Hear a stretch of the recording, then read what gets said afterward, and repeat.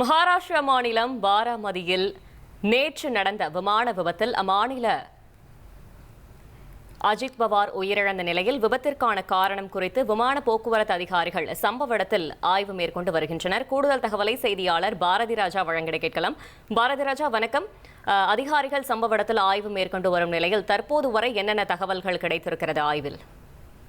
கண்டிப்பாக துணை முதல்வர் அஜித் பவார் சென்ற விமானம் விபத்துக்குள்ளாகி அவர் உயிரிழந்திருக்கிறார். இந்த விபத்துல சம்பவ இடத்துல தற்போது டிஜிசி, அதாவது இந்திய பொது விமான போக்குவரத்து இயக்குநரக அதிகாரிகள், அதே போல ஏடிசி மற்றும் விமானத்துறை விசாரணை அதிகாரிகள் ஆகியோர் நேரில் ஆய்வு செஞ்சுட்டு வராங்க. இதுல முக்கியமான ஏற்கனவே விபத்து நடந்த உடனேயே மாலையே அந்த கருப்பு பெட்டி அப்படின்றது கைப்பற்றப்பட்டு விட்டது அப்படின்னு சொல்லப்பட்டது. இதற்கு இடையில ஏடிசி தரப்புல இருந்து ஒரு தகவலானது வெளியாகி இருக்கிறது தற்போது.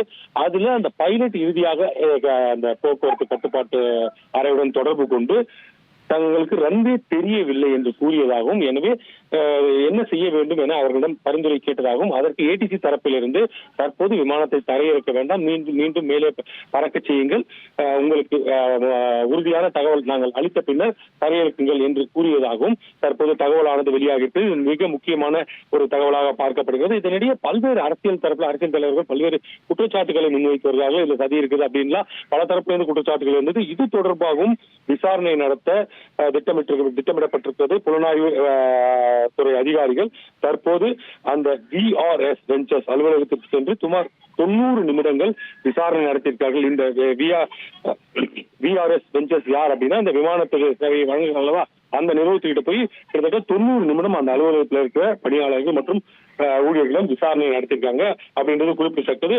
அது மட்டும் இல்ல, இந்த நிலையில இந்த விமானம் எந்த விமானம் விபத்துக்குள்ளானதோ அந்த விமானம் தயாரிப்பு நிறுவனம் சார்பிலும் ஒரு அதிகாரப்பூர்வ அறிக்கையானது வெளியிடப்பட்டிருக்கிறது. அதாவது பாம்பர்டியர் அப்படின்ற கம்பெனி தான் இந்த விமானத்தை தயாரித்திருக்கு. அந்த நிறுவனம் சார்பில் இந்த துயர சம்பவத்தால் நாங்கள் மிகவும் வருத்தம் அடைந்திருக்கிறோம். மேலும் பாதிக்கப்பட்ட அனைவருக்கும் எங்களுக்கு ஆழ்ந்த இரங்கல்களை தெரிவித்துக் கொள்கிறோம். விசாரணை முடியும் வரை இந்த விபத்துக்கான சாத்தியமான காரணங்கள் குறித்து நாங்கள் கருத்து தெரிவிக்க முடியாது. விசாரணை நிறுவனங்களுடன் நாங்கள் முழுமையான ஒத்துழைப்பை அளிப்போம், தேவைப்பட்டால் எங்கள் பரிந்துரைகளையும் வழங்குவோம் என்று விமான தயாரிப்பு நிறுவனம் தரப்பிலும் தெரிவிக்கப்பட்டிருக்கிறது. இதனிடையே இன்னொரு தகவலும் தற்போது வந்திருக்கிறது. நேற்று அந்த துயரமான அந்த விமான விபத்தை உயிரிழந்திருக்கக்கூடிய துணை முதல்வர் சரத்பவாரின் உடலானது அவரது வீட்டிற்கு எடுத்து செல்லப்பட மாட்டாது. அங்கு அதிக அளவில் கூட்டம் கூடும் என்பதால் நேரடியாக கிரேவ்யார்டு என்று சொல்லக்கூடிய அவரது இறுதிச் சடங்கு நடைபெறக்கூடிய அந்த இடத்திற்கு எடுத்து சென்று அங்கு பொதுமக்கள் பார்வைக்காக வைக்கப்படும் என்ற ஒரு தகவலும் தற்போது வந்து கொண்டிருக்கிறது. ஒட்டுமொத்தத்தில் இந்த விமான விபத்து வழக்குல யார் மீது தவறு, விபத்துக்கான காரணம் என்ன அப்படின்ற விசாரணையானது மிக தீவிரமாக நடைபெற்று வருகிறது.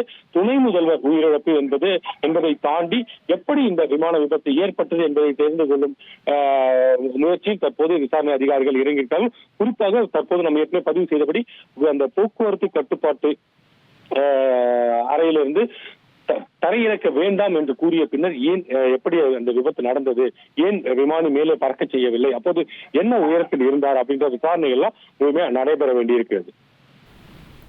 தகவல்களுக்கு நன்றி பாரதி ராஜா. 1,26,00,000 மனங்களை வென்ற தந்தை டிவி யூடியூப் சேனல். தவிர்க்க முடியாத தம்ப்நெயில்ஸ், கலக்கலான கான்டென்ட்ஸ். நீங்களும் இந்த குடும்பத்தில் இணைய இப்பவே சப்ஸ்கிரைப் பண்ணுங்க.